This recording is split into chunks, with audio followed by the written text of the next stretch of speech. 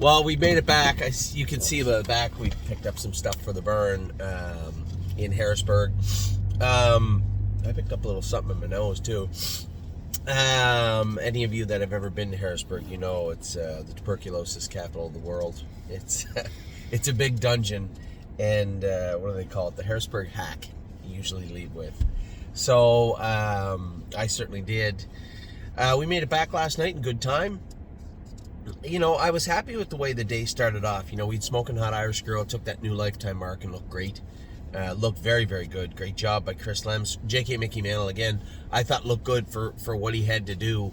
A little perplexed of what we do with this guy moving forward. We have options. We can, I believe, put him in the condition claimer. We can put him in, leave him in those classes and hope that he, you know, draws the inside in a fuller field so he can get a run at them.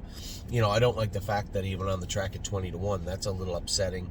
So I want to find a place he can be consistent and competitive, because he isn't racing that bad. He just seems to be in a tough spot. So we'll see if we can do that with J.K. Mickey Mantle moving forward. Yo Mister, I thought raced good. There was a good horse that run him down and raced very, very good. I believe he was off 2 weeks, if I'm not mistaken either.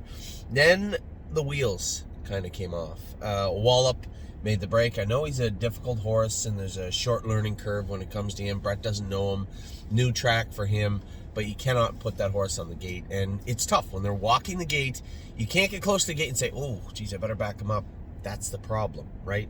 The problem is the backing him up. As soon as you grab a hold of him, then he starts to get a little ornery and he's hard to control. That's why we always brought him in well to the back. It's easy to say, and if that, like the gate at Plainridge clearly moved in a consistent manner, where the one in Dayton, it looks like it slows up around the turn.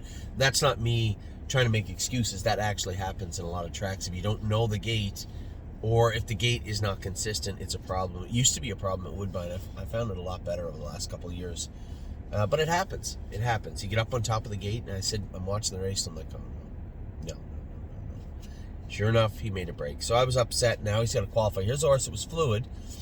We sold him, bought him back twice to race him in the final, made a break in the final, brought him all the way back here, sent him to Dayton, and he made a break in Dayton. So that was just about as worst case scenario as it could be from the second sale. Nevertheless, we'll deal with it. I'll get him qualified here this week. Something tells me that they actually qualify here on Wednesdays, where I'll be racing Grace for Landing. So I might have to sneak over and qualify him Tuesday at the Meadows. We'll see. We'll see about that. So that's Wallop. Walter's Keepsake actually raced good. Very happy with what I saw from this guy.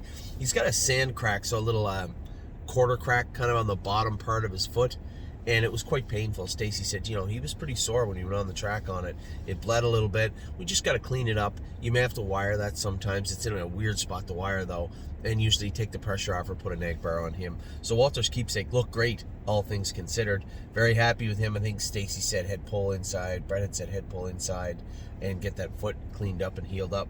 So I was very happy with him. And then Unbeatable Kemp, you know, he's coming over here. If everybody's just going to take him back and not race him, well, we can not race him over here, right? I didn't leave him there. We didn't buy him back to train him. In his last two starts, he's just been gone around and trained. And that happens. I get it. Horse is 30-1 going to the gate. You don't want to get him away. I get it. But I'm not leaving him there to do that. So he's coming over here. We'll race him in the numbers at 1,500 at the Meadows next week.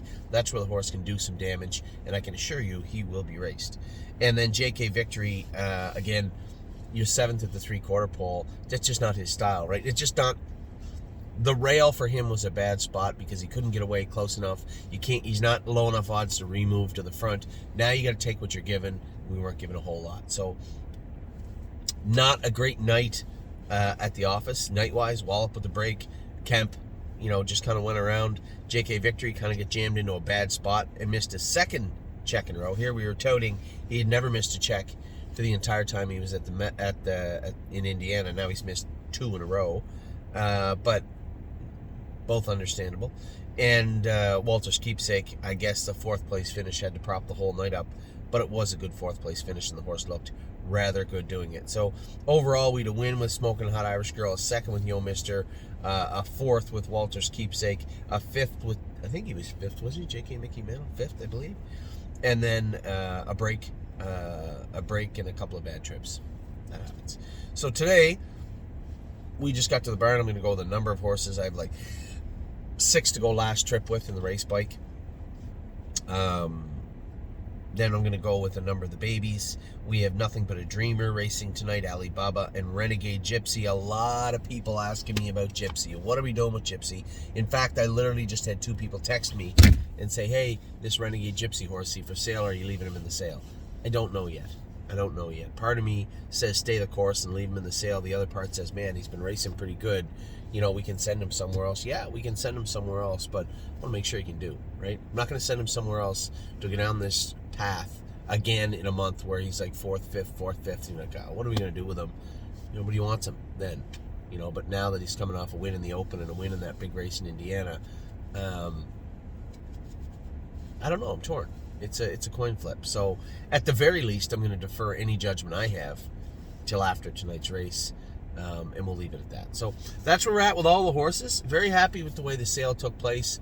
Obviously, pretty excited about the babies that we acquired and the race horses we acquired. Those shares should be going up on the site today. I just haven't talked to Wendy yet. Excited to get those horses going. They'll actually be here tomorrow. Jacob's going to drop them off tomorrow.